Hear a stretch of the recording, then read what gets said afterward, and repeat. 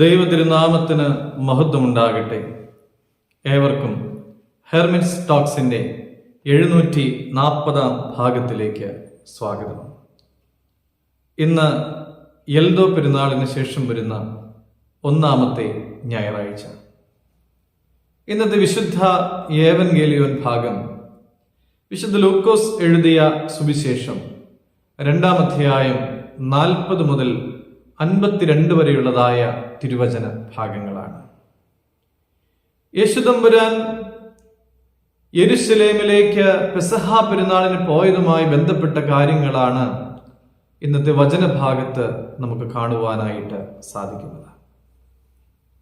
പുറപ്പാട് പുസ്തകം 23-ാം അധ്യായം 17-ാമത്തെ തിരുവചനം, സംവത്സരത്തിൽ 3 പ്രാവശ്യം നിന്റെ ആണുങ്ങളൊക്കെയും കർത്താവായ യഹോവയുടെ മുമ്പാകെ വരണം. അതനുസരിച്ച് സംവത്സരത്തിൽ 3 പ്രാവശ്യം പ്രായപൂർത്തിയായ എല്ലാ പുരുഷന്മാരും യെരുശലേമിൽ പെരുന്നാളിന് പോകുന്ന പതിവുണ്ടായിരുന്നു. ഇത് അക്ഷരം പ്രതി അനുസരിക്കുന്ന ചില ആണുങ്ങൾ നമ്മുടെ ഇടയിലുമുണ്ട്. കൊല്ലത്തിൽ 3 പ്രാവശ്യം കൃത്യമായി പള്ളിയിൽ പോകുന്ന ആളുകൾ, കൂടിയാൽ 4 പ്രാവശ്യം പോകും. ദുഃഖവെള്ളിയാഴ്ചയും പള്ളിപ്പെരുന്നാളിനും മാതാപിതാക്കന്മാരുടെ ആണ്ടിനും.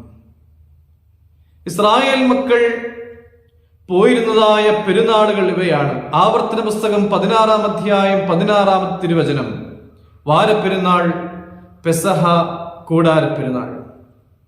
യേശുവിന്റെ മാതാപിതാക്കളും പെരുന്നാളിന് പോവുക പതിവായിരുന്നു. ഇത്തവണ പെരുന്നാളിന് പോകുമ്പോൾ യേശുവിന് 12 വയസ്സായിരുന്നു. അന്ന് സമൂഹമായാണ് ജനങ്ങൾ യാത്ര ചെയ്തിരുന്നത്. ഒരു ഗ്രാമത്തിലെ ജനങ്ങളെല്ലാവരും ഒരു സംഘമായിട്ട് യാത്ര ചെയ്യും. സ്ത്രീകളും പരിചയക്കാരും ബന്ധുക്കളും എല്ലാം ഉണ്ടാകും.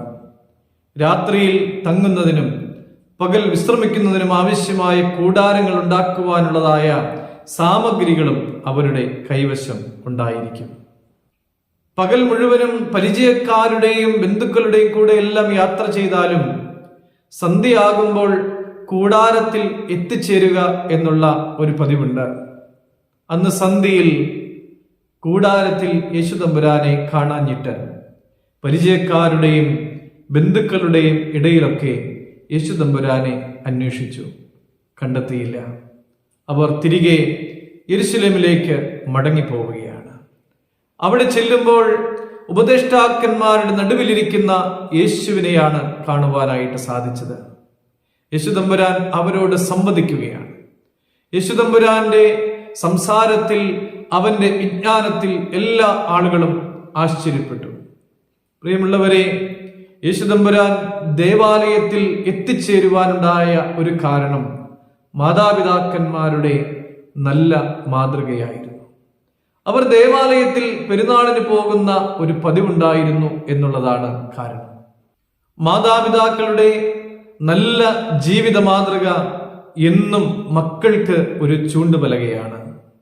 മാതാപിതാക്കളുടെ പതിവും നല്ല ശീലങ്ങളുമൊക്കെ ബാല്യം മുതൽ അവരുടെ സ്വഭാവ രൂപീകരണത്തിൽ ശക്തമായ കാതലായ പങ്ക് വഹിക്കുന്നുണ്ട്. പ്രിയമുള്ളവരെ, കൊല്ലത്തിൽ 3 പ്രാവശ്യം മാത്രം പള്ളിയിൽ പോകുന്നവരായി മാറാതെ എന്നും മക്കൾക്ക് നല്ല മാതൃക കാണിച്ചു കൊടുക്കുവാനായിട്ട് നമുക്ക് സാധിക്കണം. അതിനുള്ള കൃപകളും അനുഗ്രഹങ്ങളും സർവശക്തനായ ദൈവം നമുക്ക് നൽകട്ടെ എന്ന് പ്രത്യേകം പ്രാർത്ഥിക്കുന്നു. ദൈവം അനുഗ്രഹിക്കട്ടെ.